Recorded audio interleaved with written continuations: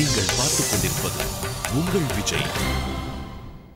நம்மகிட்ட நிறைய புடவை இருக்கு, நம்ம பார்த்து ரசிக்கிறோம், அதை ஃபெதர் டச் பிடிக்குது, அது இதெல்லாம் இருக்கு. ஆனால் இவ்வளோ புடவை வச்சுட்டு பூட்டியவே வச்சுக்க முடியுமா? காட்டணுமா இல்லையா? ஏன்னா அடுத்தவங்களை இன்ஸ்பயர் பண்ணுறதுக்கும் கவனிக்கிறதுக்கு தான் அதெல்லாம்ன்றோம். அப்போ அக்கம் பக்கத்துங்கள்ட்டெல்லாம் காட்டணும். அப்போ உங்கள் ஃப்ரெண்டு, உங்கள் சொந்தக்காரங்க, ஊர்லேருந்து உறவுக்காரங்க, அப்புறம் இந்த நாத்துனார் இவங்கெல்லாம் வர்றப்போ அதை எப்படி காட்டுவீங்க?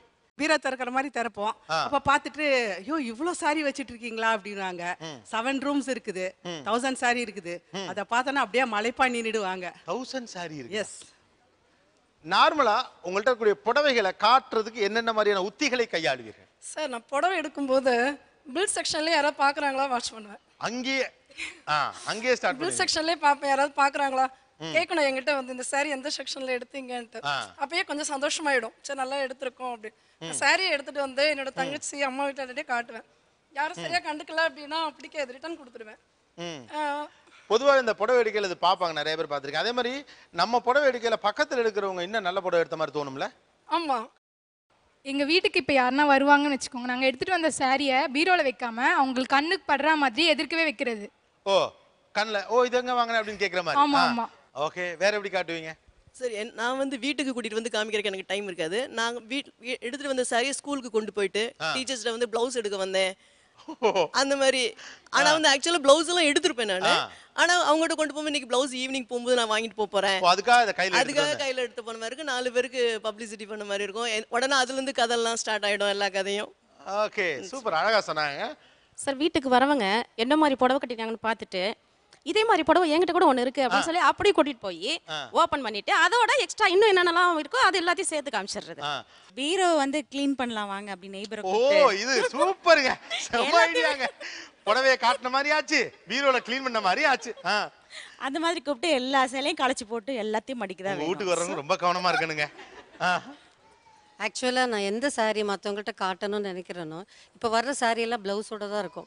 ரொம்ப கூலாக அந்த 4 சாரி எடுத்து காமிச்சு என்னப்பா இப்படி ஒரு ப்ளவுஸ் கொடுத்துருக்கான், இது போட்டால் நல்லா இருக்குமா, எனக்கு ஒன்றும் புரியலப்பா, இது என்னப்பா நீங்க சொல்றீங்க இதாங்க ஃபர்ஸ்ட் இப்போ அப்படின்னு கேட்டா அவங்க உடனே அந்த புடவை பிரிச்சு பார்த்து எனக்கு என்ன இந்த பிளவுஸ் போட்டா நல்லா இருக்கும்னு தோணுது. ஏய் அன்னைக்கு ஒரு சாரி கட்டினால அதை இதுக்கு போட்டு பாரு, உடனே உள்ள போய் அவங்க சொன்ன சாரியோட இன்னும் 2 சாரி அந்த மாதிரி. ஆனா மேடம் சொன்ன மாதிரி எல்லா சாரி எல்லார்கிட்டயும் காமிச்சிடக்கூடாது சார், கண்ணுப்படும். நாமையார் நாத்த நாட்டில கொஞ்சம் அப்படிதான் 2 சாரி தான் காமிப்போம். என்னடி இப்படி சாரி எடுக்கிறாம்பாங்க. அந்த சாரியை பார்த்து சந்தோஷப்படுற ஆளுங்கள்ட்ட இந்த பிளவுஸ், ஆனா நான் அந்த பிளவுஸ் தான் தைக்க போறேன், அதுக்கு வேண்டியதெல்லாம் வாங்கி வச்சிருப்பேன்.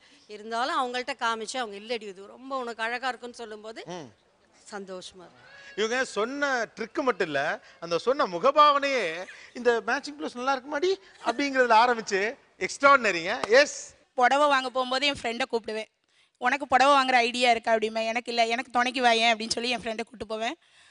புடவை வாங்கினோடனே அந்த இதை யார்ட்டையும் சொல்ல வேண்டாம் அப்படின்னு சொல்லிடுவேன் நான். உடனே அவங்க மறுநாளே நான் சொல்ல வேண்டாங்கிறத ஸ்கூலில் எல்லாத்திட்டையும் சொல்லிடுவாங்க. அப்புறம் புடவை வாங்கிட்டு வந்த உடனே எங்கள் வீடு பக்கத்து வீட்டில் எனக்கு ஒரு ஃப்ரெண்டு இருக்காங்க, அவங்கக்கிட்ட சொன்னால் போதும் எங்கள் காம்பவுண்டுக்கே சொல்லிடுவாங்க, நாசுக்காக சொல்லிடுவேன். அவங்க எல்லாரும் மறுநாளே எங்கள் வீட்டில் வந்து என்ன புடவை வாங்கிட்டு வந்தீங்கலாம் புதுசாக இருக்கான்னு பார்க்க வந்துடுவாங்க. நல்ல ஃப்ரெண்டு வச்சுருக்கீங்க. ஸோ யார்கிட்ட சொல்லணுங்கிறது முக்கியம், சொல்லாதன்னு வேற சொல்லணும்.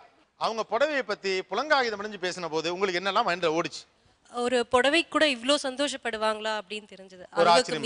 அளவுக்கு மீறி ஒரு சந்தோஷம் புடவையில கூட இருக்குமா அப்படின்னு தோணுச்சு. எஸ். ஓகே சார், இது ஒரு விஷயம்னு இதை வந்து இவ்வளோ பெருமை பேசிட்டு இருக்காங்கன்னு தோணுச்சு. அதாவது வாரத்தில் 6 நாள் நம்ம ஆஃபீஸ் போகிறோம், 6 புடவை நம்மள்ட்ட இருக்கிற கலெக்ஷனில் ஒரு 6 புடவை டெய்லி ஒன்று அவ்வளோதான். இது ஒரு விஷயம் மாதிரி எனக்கு தோணல. இருக்கிற புடவையை நீட்டாக துவைச்சு நீட்டா அயன் பண்ணி நீட்டா அவ்வளவுதான். இதுக்கு வந்து நான் இதை காட்டுறதுக்கு ஒரு ஐடியா பண்ணி அதை வந்து இலைமறை காயா காட்டி அந்த அளவுக்கு முக்கியமான விஷயமா எனக்கு தோணல. கண்டிப்பா இது ஒரு ஃப்ரெஷ்னஸ். அவங்க சொல்றாங்க 6 சாரி 6 நாளைக்குங்கிறாங்க, மறுபடியும் அதே 6 சாரி அடுத்த வாரம் அவங்க கட்டிட்டு போவாங்களா கேளுங்க. இல்ல, அது நான் வந்து அதாவது ஒரு வரிசை இருக்கணும், ஒரு ஒழுங்கு இருக்கணும், அவ்வளவுதான். ஆமா, நம்ம எடுக்கிற சாரீஸ் எல்லாம் ஒழுங்கா தான் இருக்கும், வரிசையா தான் இருக்கும். நம்ம வந்து நமக்காக கட்டணும், அடுத்தவங்க பார்த்து என் புடவையை பார்த்து நல்லா இருக்குன்னு சொல்லணும். அடுத்தவங்க என்னோட அறிவை எடுக்க வேண்டிய அவசியமே இல்லையே, வீட்டுக்கு கொண்டு வரவங்கள்ட்ட வாங்கிட்டு போயிடலாமே. உண்மையான காரணம்னு பார்க்க போனீங்கன்னா அவங்க சொல்றது வந்து நம்ம கிட்ட இல்லையேன்றது தான் உண்மையான ஆள் மனசுல. ஸோ இப்போ அவங்க சொன்னது அதான் உண்மை இல்லை, எல்லாருக்குமே இது இருக்கும், யாரும் ஒத்துக்க முடியாதுன்னு சொல்ல முடியாது. சார், ஆனஸ்ட்லி அவங்க பேசும்போது நான் இரிட்டேட் ஆகல, எனக்கு கொஞ்சம் அம்யூசிங்கா இருந்தது. எஸ். வை? பிகாஸ் அந்த சைடில் இருக்க அத்தனை பேரும் புடவை ரொம்ப விரும்பி ரசனையுடன் நீங்கள் சொன்ன மாதிரி வாங்கியிருக்கவங்க. நான் ரியாலிட்டியில் நான் பார்த்த பெர்ஸ்பெக்டிவ்ல நிறைய பேர் வந்து நிறைய புடவையை வாங்கி வச்சுக்கிட்டு அதை அடுக்கி வைக்க டைம் இல்லையேன்னு வருத்தப்படுறவங்களையும் நான் நிறைய பார்த்துருக்கேன். இவ்வளோ காசு கொடுத்து வாங்கினோமே, இவ்வளோ ஆசைப்பட்டு வாங்கினோமே, I don't have the time to put it in. வேலைக்கு போகிறவங்களோ இல்லை ரொம்ப சின்ன குழந்தைங்க இருக்கவங்களோ வீட்டில் அது ஒன்று பார்த்துருக்கேன். இன்னொரு விஷயம், அந்த புடவையை நான் காட்டும் போது ஒருத்தருக்கு எனக்கு இவ்வளோ சந்தோஷம் இருக்கும், எனக்கு பெருமை இருக்கும், அக்ரீட். ஆனா ஒரு காலகட்டத்தில் உங்களால புது புடவை வாங்க முடியலையோ இல்ல ஒருத்தர்கிட்ட காட்ட முடியலையோ உங்களோட ஹாப்பினஸ் எங்கிருந்து வரப்போகுது? அந்த புடவை மேல ஏன் அவ்வளோ வேல்யூ பிளேஸ் பண்றாங்க? அது அப்புறம் வாழ்க்கையில எல்லாத்தையும் ரொம்ப தர்க்க ரீதியா பார்க்க முடியாது. இன்னும் 10 வருஷம் கழிச்சு என்ன நடக்கும் நமக்கு என்ன தெரியும்? தெரியாது. இப்போதைக்கு புடவை இருக்கு, ஹாப்பியா இருக்காங்க, ரைட்டா? அவங்க புடவையை பத்தி புலங்காகிதம் அடைஞ்சாங்க, ரைட்டா? அப்போ உங்க மைண்ட்ல என்னென்னமோ ஓடி இருக்கும்ல, அது என்ன ஓடிச்சு அது மட்டும் சொல்லுங்க போதும். That's all. அவங்க பயங்கர தற்பெருமையா பேசிக்கிட்டாங்க பாருங்க. தற்பெருமையா பேசிட்டாங்க, இதாங்க உண்மை. மனசுல பட்டதை சொல்லுங்க. அவங்க தற்பெருமையா பேசிட்டாங்க. இவங்க புடவை வச்சுட்டா இவங்க ஓடு, இது என்னது ஊருக்கு வெளில சொல்லிக்குவாங்க. நீங்க ஏன் மைக்க பிடிங்கிட்டீங்க, பீத்திக்கிறீங்கிறாங்க. அவங்க பேசல உங்க மைண்ட்ல என்ன ஓடிச்சு அவ்வளவுதான். அதான் சொல்றேன், அவங்க பயங்கர தற்பெருமை. நான் தற்பெருமை, அப்படி ஒரு தற்பெருமை. யாருக்கு அதை கணக்கு காமிக்கணும்? அவங்கவுங்க வீட்டுக்கு அவங்கவுங்க கணக்கு காமிச்சா போதும். அது வெளியில காமிக்கணும்னு அவசியமே இல்ல. அவங்கவுங்க அவங்க இஷ்டப்போனா கட்டிக்கட்டும். யார் வேண்டாம்னு சொல்றாங்க? நீ வாங்கிக்க, நீ கட்டிக்கிற, உங்க வீட்டுக்காரர் வாங்கி தர, நீ கட்டிக்கிற, அவ்வளவுதான், முடிஞ்சு போச்சு. சூப்பர். வேற அத வெளியில காமிக்கணும் அப்படின்னு அவங்க சொன்ன ஒவ்வொரு விதமும் கேட்கும்போது கொஞ்சம் எரிச்சலா இருந்தது. அதுக்காக மெனக்கெட்டு நான் பீரோ திறந்து வைப்பேன், பிளவுஸ் நான் வந்து ஹால்ல வந்து காய போடுவேன், அவங்க அதை பார்க்கணும் அப்படின்னு அட்ராக்ட் ஆகணும்னு சொன்ன அந்த ஒவ்வொரு விஷயம் கொஞ்சம் எரிச்சலா இருந்தது. இப்படிலாம் காமிக்கணுமா அதை அப்படின்னு ஒரு எரிச்சல். ஓகே, ஆச்சரியமா இருந்தது சார். ஒருத்தவங்க முகத்துலயும் ஒரு எக்ஸ்பிரஷன், ஒரு வார்த்தை சொல்லும் போதும் அது பார்க்கும் போதே ஓகே, இவ்வளோ ஒரு சாரி கட்டும் போது அப்போ எவ்வளோ எக்ஸ்பிரஷனோட அவங்க கட்டிருப்பாங்கன்றது தோணுது. பட் அதுக்கும் அவ்வளோ டைம் ஸ்பெண்ட் பண்றாங்கன்றது கொஞ்சம் இதுவா இருக்கு. Okay okay, good. இவங்க ரசிச்சு எடுத்த சாரியை எடுக்க போகும்போது கூட கூட்டிட்டு போனாங்கல்ல, ஹஸ்பண்டோ பொண்ணோ ஃப்ரெண்ட்ஸோ, அவங்க எவ்வளோ கஷ்டப்பட்டுருப்பாங்க. இல்லைம்மா, இதெல்லாம் என்னமோ குடும்பத்தை நடத்த கஷ்டப்படுற ரேஞ்சுக்கு சொல்றீங்களே.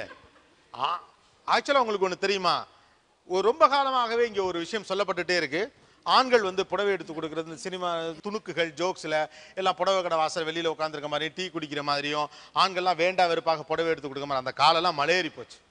உண்மையிலேயே ஆண்கள் தங்களுடைய மனைவிக்கு அழகான புடவை எடுத்து கொடுப்பதில் ஆனந்தம் அடைகிறார்கள். அதான் உண்மை. இன்னைக்கு இருக்க ஜென்ரேஷன் நல்லா தெரியும். இங்கே இருக்கக்கூடிய இளம் வயது பெண்களும் இருக்கலாம், அல்லது உங்களுக்குலாம் திருமணமே ஒரு 10 வருஷம் இருக்கலாம்.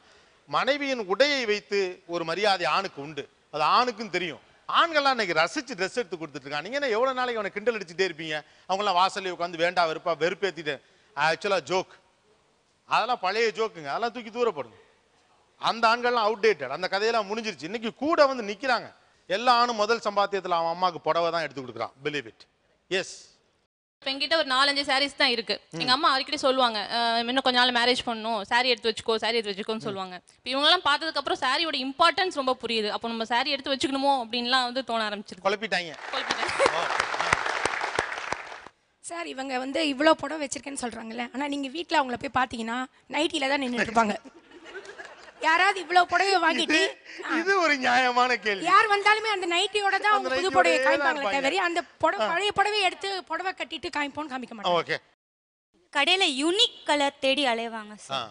அந்த யூனிக் கலர், இது ரேரான கலர், இது யாருமே கட்டியிருக்க கூடாதுன்னு சொல்லிட்டு அந்த யூனிக் கலர் அது வந்து ரொம்ப கடுப்பா இருக்கும். அம்மா இது எடுத்துக்கோமா நல்லா இருக்குன்னு சொன்னா, இல்ல இதெல்லாம் நிறைய இப்பெல்லாம் ஃபேஷன் கிடையாது.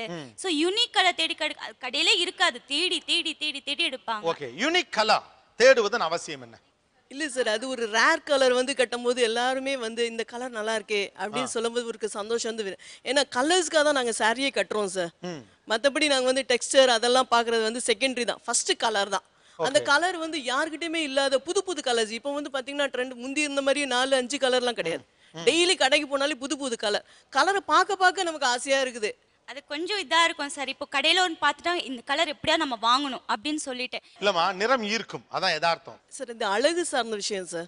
அதனால நமக்கு ஒவ்வொரு கலர் ஒன்று பார்க்கும்போது வீட்டுக்கு வந்து அந்த கலர் நல்லா இருக்குமோ, அந்த சாரி அது நமக்கு வந்து அந்த மைண்ட்லேயே வந்து அந்த கலர்ஸ் வந்து தான் சார் நமக்கு வந்து டாமினேட் பண்ணிட்டே இருக்கும் ஆல்வேஸ். ஓஹோ, வேற என்ன ரீசன்? ஏன் திருப்தி அடைய மாட்டேங்கிறீங்க? சமயத்தில் எந்த விதமான இன்டென்ஷன் இல்லாமல் போய் ஒரு புடவை எடுக்கும் போது அப்படி தோணும் சார். அது எல்லாருக்குமே உண்டு. இந்த புடவை தான் எடுக்கணும்னு சொல்லிட்டு போய் அது மாதிரி தேவைப்பட்டு எடுத்தால் நல்லாயிருக்கும். சும்மா போய் புடவை எடுக்கும் போது இதை எடுக்கலாமா அதை எடுக்கலாமான்னு கண்டிப்பாக எங்களுக்கு தோணும். அந்த மாதிரி டைமில் இட் ஹேப்பன்ஸ்.